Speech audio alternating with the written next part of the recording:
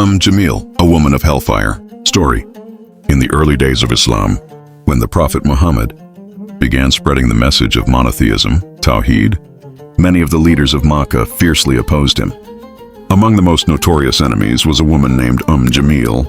Jameel's real name was Arwa bint Harb, and she was the wife of Abu Lahab. The uncle of the Prophet, Abu Lahab, was one of the staunchest enemies of Islam, and Allah condemned him in the Qur'an in Surah Al-Masad. Perish the hands of Abu Lahab and perish he. Surah Al-Masad, Surah 1. What? Jameel shared her husband's hatred for Islam and the Prophet. She was relentless in her efforts to harm and insult him. She would spread slander, mock the Prophet publicly, and encourage others to oppose him. One of her cruel habits was to scatter thorns and harmful objects on the paths where the Prophet would walk, especially toward Masjid al-Haram, to hurt him. Because of this, Allah described her in the Qur'an as, and his wife, the carrier of firewood. Around her neck is a rope of palm fiber. Surah Al-Masad, Surah Al-Masad.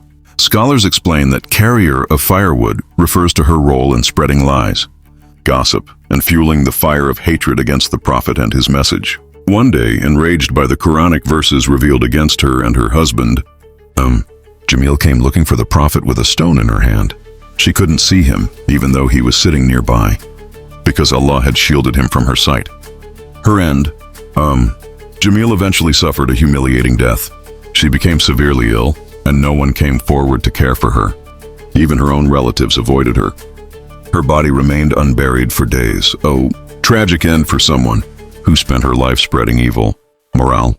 The story of Jameel is a powerful reminder that those who oppose Allah and His Messenger will face disgrace in both this world and the hereafter. As Muslims, we must love and respect the Prophet, follow his teachings, and avoid harming others in any way.